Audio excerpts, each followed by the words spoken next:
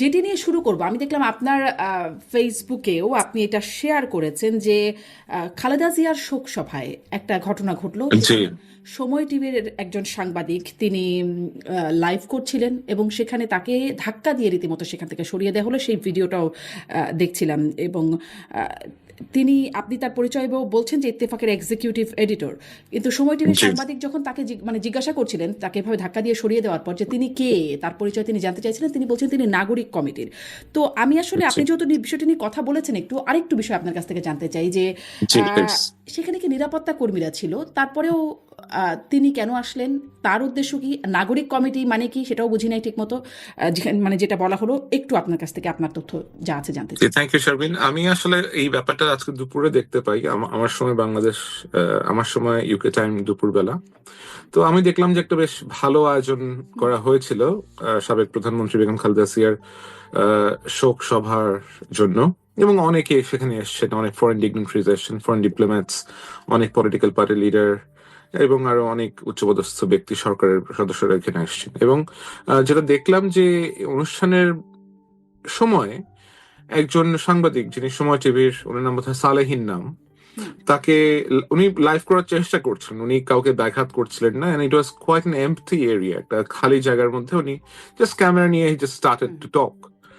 তো হঠাৎ করে ভদ্রলোক তো চার্জড আপ হয়ে এসে ওনাকে পুশ করে সরিয়ে দিয়ে যে কাণ্ডটা করলেন, এটা আসলে খুবই নিন্দনীয়। এবং এটা অত্যন্ত বাজে লেগেছে আর কি। এবং উনি যে শুধুমাত্র ওনার সাথেই, সালেহিনের সাথে এমন করেছেন ব্যাপারটা এরকম না, এখানে উপস্থিত আরো কয়েকজনের সাথেও উনি বেশ দুর্ব্যবহার করেছেন। হুম।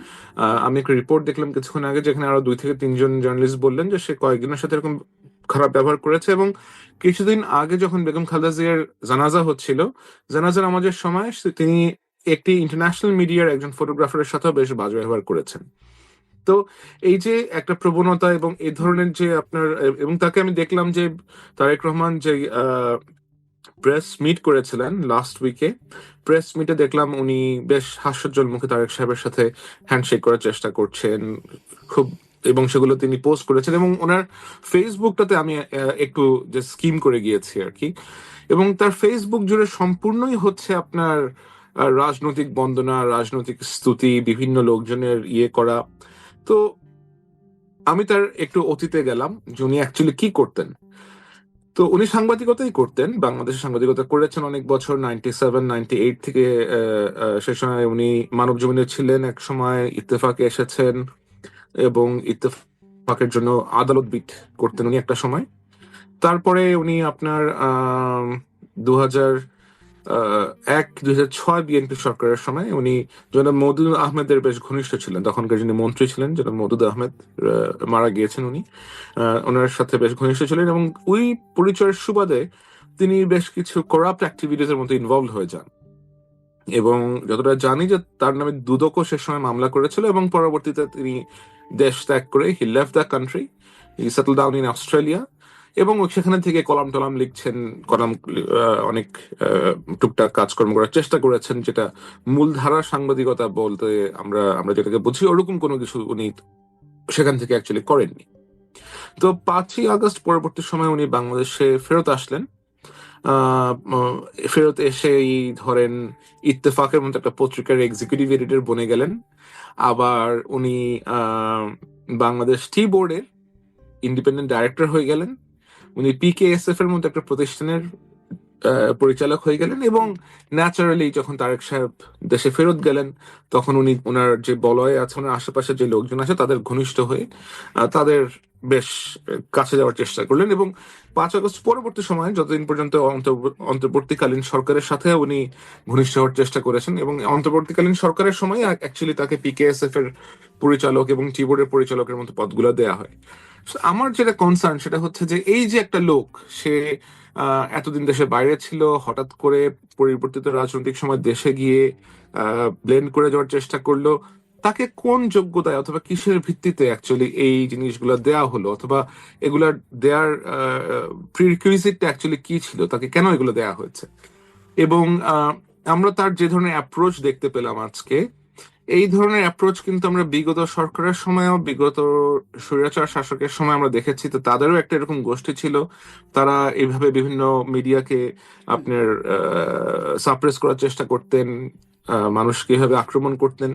এবং একটা তোষামোদী ক্লাস ছিল যারা তোষামোদ করে করে করে করে এমন কাজ করতেন যেন আপনার কি বলে আর কি, হীরক রাজার দেশে যেমন হীরক রাজ্যের যেই চাটুকাররা ছিল, লাইক তারা সেভাবে ব্যবহার করতেন। তো আমি দেখতে পাচ্ছি যে ওরকম একটা প্যাটার্ন কি এখন ইভলভ করার জি, চেষ্টা ঠিক করছে কিনা। আমিও আপনার কাছে এই প্রশ্নটাই করবো, ওরকম প্যাটার্ন আপনি যে প্রশ্নটা করছেন আপনার কাছে সেটা কি মনে হয় সেটা জানতে চাইবো। কিন্তু আসলে আপনি তার কথা বলছিলেন, আসলে গণমাধ্যম, প্রিন্ট মিডিয়া বলি বা ইলেকট্রনিক মিডিয়া, সবখানেই তো আসলে এরকম একটা দখলদারিত্বর জায়গা চলে আসছে, যোগ্যতায় বা অযোগ্যতায় যেভাবেই হোক হয়ে গেছে। সেটি আমাদেরও একটা অভিজ্ঞতার ব্যাপার। কিন্তু আপনিও যে বলছেন তোষামোদি করার আগের কালচারটাই এখনো আসছে কিনা, তারেক রহমান চেয়ারম্যান হবার পর গণমাধ্যমে সংবাদকর্মীদের সাথে মতবিনিময় বা শুভেচ্ছা বিনিময় করেছেন, সেখানেও এই বিষয়টা একটা দেখা গেছে। তো আমি আসলে এই প্রশ্নটা করতে চাই যে সাংবাদিকরা, আমি প্রায় নিজে সাংবাদিক হিসেবেও সাংবাদিকদেরকে প্রশ্ন করি, এত তেল মারার চেষ্টাটা কেন করেন সাংবাদিকরা? আর আপনার কাছে আসলে যে প্রশ্নটা করতে চাই যে এই তেলে যে এই রাস্তাটা পিচ্ছিল হয়ে যাবে, তারেক রহমান কি স্লিপ কাটবেন নাকি তারেক রহমান কন্ট্রোলে থাকতে পারবেন, কি মনে হয় আপনার এখন তাকে দেখে? আমার মনে হয় ওনার আশেপাশে যারা আছেন, ওনার যারা উপদেষ্টা আছেন, ওনার ওনার যারা অ্যাডভাইজার আছেন, ওনাদের এই বিষয়গুলো খুব সিরিয়াসলি কনসিডার করা উচিত।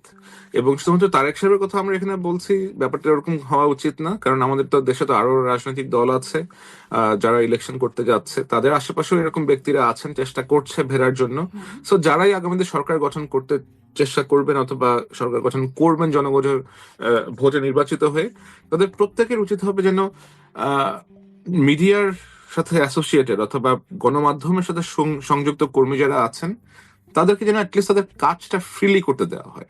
তাদেরকে যেন, তাদের উপরে যেন কোনো ভীতির সঞ্চার করা না হয়। মানুষজন যেন ভেতর থেকেই কাজটা করতে পারে, কোনো প্রেসারে পড়ে অথবা কারো চাপ, কারো দ্বারা বায়াসড হয়ে অথবা কারো ইনস্ট্রাকশনে যেন মানুষকে কোনো হুম, কাজ করতে না হয়। কিন্তু আমরা যেটা দেখছি সেটা হচ্ছে যে বিভিন্ন মিডিয়া হাউসে পলিটিক্যালি আপনার সংশ্লিষ্টতা আছে, পলিটিক্যালি অ্যাফিলিয়েটেড ইন্ডিভিজুয়ালরা গিয়ে বিভিন্ন মিডিয়া হাউস দখল করে নিচ্ছেন, কাউকে বিদেশ থেকে এনে সেখানে পুনর্বাসিত করা হচ্ছে, কেউ কোনো মিডিয়া হাউসের সিইও হয়ে যাচ্ছেন। তো এই যে একটা অস্থির অথবা এই যে একটা নোংরা নোংরা প্র্যাকটিস বলবো আমি এটাকে, এটাকে বন্ধ করতে হবে। হ্যাঁ, এটাকে যদি যে পলিটিক্যাল পার্টিগুলো আছে তারা যদি এগুলো সাপোর্ট না দেন, তাহলে এরকম হওয়ার কথা না। যদি তারা বলেন যে আমার সাথে সংশ্লিষ্ট লোকজন যদি কেউ এরকম কোনো কিছু করে থাকে, then you'll be banned from my party, অথবা তুমি আমার আশেপাশে ভিড়তে পারবে না। এবং এটা করা কোনো ডিফিকাল্ট ব্যাপার না, আপনি ইচ্ছা করলেই লাইক এরকম মেকানিজম ইমপ্লিমেন্ট করা পসিবল। বাট কনসার্ন হচ্ছে যে পলিটিক্যাল পার্টিগুলোর কি সে সদিচ্ছা আছে কিনা, এবং তারা যদি সদিচ্ছা থেকে থাকে তাহলে তারা এটাকে ইমপ্লিমেন্ট করার জন্য কি করছে। জি, জি, এটাই তো খুব বড় একটা প্রশ্ন যে সদিচ্ছা আছে কিনা। নিশ্চয়ই সামনে ক্ষমতা নেবার পর দেখা যাবে বা দায়িত্ব নেবার পর দেখা যাবে সদিচ্ছা আছে কিনা। তবে একটা বিষয় গণমাধ্যমের দৃষ্টি আকর্ষণ করেছে যে তারেক রহমানকে যখন মাননীয় সম্বোধন করছিলেন মাননীয় চেয়ারম্যান, তিনি বলেছেন মাননীয় শব্দ বা এই ধরনের শব্দ ব্যবহার না করতে, এটি অনেকের দৃষ্টি কেড়েছে।